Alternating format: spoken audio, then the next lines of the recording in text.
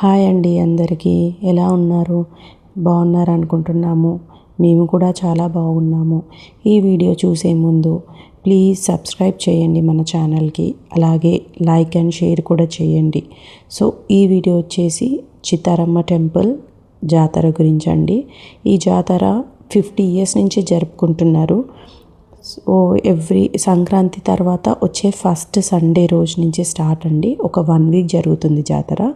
So first Sunday రోజు ఆ రోజు పూజలు అండ్ అమ్మవారికి నైవేద్యం అలా చేసుకుంటారు. అండ్ ఎవరైతే హైదరాబాద్లో ఉంటారో వాళ్ళ చుట్టాలను పిలుచుకొని అమ్మవారికి కోడిని కానీ మేకని కానీ ఇలా సమర్పించుకొని చాలా ఘనంగా సెలబ్రేట్ చేసుకుంటారు అందరూ.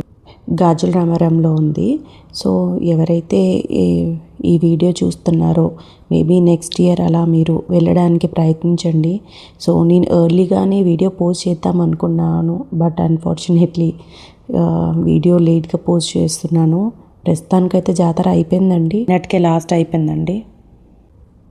మేము మొన్న సండే రోజు వెళ్ళాము. క్రౌడ్ అయితే చాలా ఉంది.